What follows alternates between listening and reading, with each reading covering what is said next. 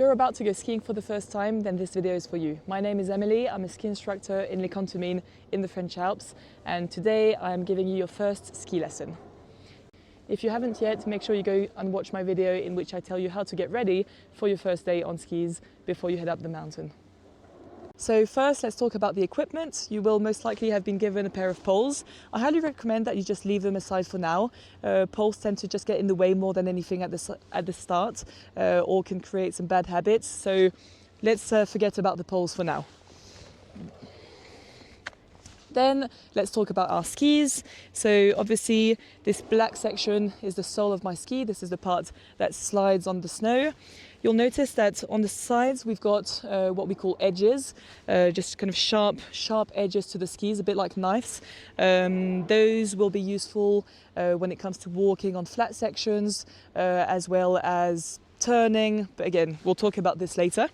If I turn the ski around, I've got my binding, this is where my boot will go. I've got the top part of the ski. This long part is the part that goes in front, and obviously the shorter side of the ski goes at the back. Now we're good to put our skis on. To put my ski on, I need to put in the front of the boot first. I want to put my toes in first. I need to make sure that my foot is nice and straight in line, and then push down, and then I'm in. If it's your first time on skis, I highly recommend spending a bit of time just with one ski on. So you'll see that walking around feels a bit weird to start with.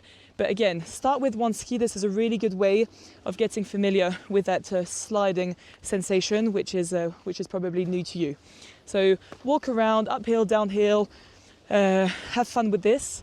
As if you were on a scooter, try to spend as much time balancing on the ski and just use that other foot to push yourself and slide.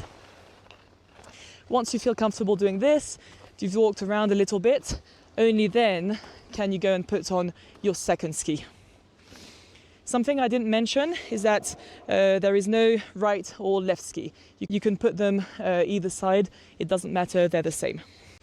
A little something before you do put your skis on is to make sure that your bindings are in an open position, which means that the back of the binding is down like so. As I put my ski on, the back of the binding comes up, which means I'm now in a closed position. What might happen sometimes is that after a fall, your binding may have stayed in this up position. We often see people trying to put their skis back on, but obviously that doesn't work. So make sure you always put the binding back into this open position before putting your skis back on. Okay, once I've got both my skis on, I want to do the same thing, which is basically just moving around on the flat section, getting familiar with having two strange things attached to my feet. So I suggest just walking around. So walk forwards like this, and you'll probably get to a point where, like me, you're stuck. This means that you have a slight uphill. To counter that, to be able to go up this little hill, there are two techniques. One of them is the duck walk, which consists in putting my skis in a V position like this, and I want to step from one foot to the other, like a duck, therefore allowing me to go up the slope. If your skis are in a V, you're stepping side to side, but it's not really working, then make sure you use your edges of the skis. Remember, the edges are the sharp bits on the side, and I want to come and stick my edge into the snow, giving me the grip to move forwards. A second technique to allow me to go up the hill is what we call the sidewalk. So first, I need to turn my skis around so that they are perpendicular to the full line. And then from this position, I just sidestep up, keeping my skis parallel. A common mistake here is opening up the skis as if you were doing that duck walk, but what tends to happen is that my skis cross over at the back, and then I'm in trouble. So remember, if you're doing the sidewalk perpendicular to the slope, then skis stay nice and parallel.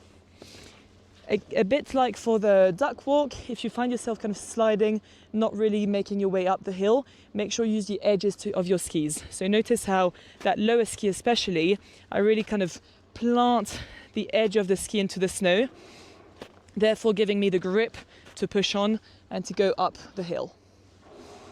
Once you've made your way up the hill a little bit, start easy, don't go too crazy to start with, then you want to turn around and start sliding for the first time. Ideally, do this somewhere where there is natural slope that will stop you. So you see how here I'm sliding, eventually the slope will stop me, I don't actually have to do anything. I highly recommend you do this a couple of times, going in circles in the flat area, going up, going down. I know this is kind of the boring part of skiing, and it's not the most fun part, and it's quite tiring, spending so much time stepping. But it is something that is so important because you will use these duck walks and side walks all the time. Anytime you go to a chairlift, to a button lift, at the top, at the bottom, it's really something that you will use a lot. Next, we want to start practicing our snow plow, which is what it will allow us to stop. So to do the snow plow, highly recommend you try it on the flat section first, is where you need to push your knees forward quite a lot and then try to open up the back of your skis. So try to do it on the flat section, you lean forwards, open up the back of your skis, and you see how I get this kind of slice of pizza-like shape with my skis. This is exactly what we're looking for. We want the front of the skis to have, let's say, the width of roughly like a tennis ball, something like that. A common mistake is where the skis cross over, which makes me lose control. So make sure, again, my skis must be quite close at the tips, but not touching. And obviously, as open as possible at the back. Let's put it to the test. So I want to slide forwards in a straight line and then open up my snow plow to stop myself. This is a step that you should spend a lot of time on. Do it again and again and again. Once you're really comfortable with this, try doing it somewhere that is slightly steeper. We're still talking about kind of these kind of areas that are flat, where you have lots of space to stop yourself. Don't go too crazy to start with. We sometimes see people going straight to the button lift on their first day of skis. Take your time. You'll be doing yourself some favors for later. There are two common mistakes when it comes to trying to do the snow plow.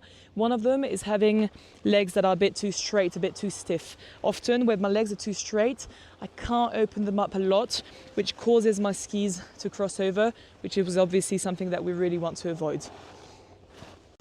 A second common mistake when it comes to doing the snow plow is having your knees caving in. You see how as soon as my knees cave in, again, my skis cross over, which is not great, and I'm very limited in the width of my snow plow. So imagine you've got like a football in between your knees or something like that. Don't be afraid to open them wide, and doing this from a kind of low flex position helps a lot. Once you've done this a couple of times and you're starting to feel really comfortable with your snow plow, and you're able to stop yourself easily, then the next step is to try to do some turns. I won't go too deep into the technique of turning today. We'll save this for another video, but have fun with this. If you already made it this far on your first day on skis, then well done. This is a lot, and the great news is that it means you're ready to move on to the exciting stuff. Like I said, the first day on skis is kind of the boring part, which involves a lot of walking. It's quite tiring. Once this is done, you're ready to move on to the exciting stuff, which involves taking lifts, such as the magic carpet, the button lift and the chair lift. So if you haven't yet, make sure you go and check out my videos in which I tell you everything you need to know about how to get on these lifts. I hope this helps. It gives you an idea of what to expect from your first ski lesson, or what you should try to do if you're trying on your own. However, I always recommend hiring a ski instructor, especially for your first day on skis, for better progress and more safety.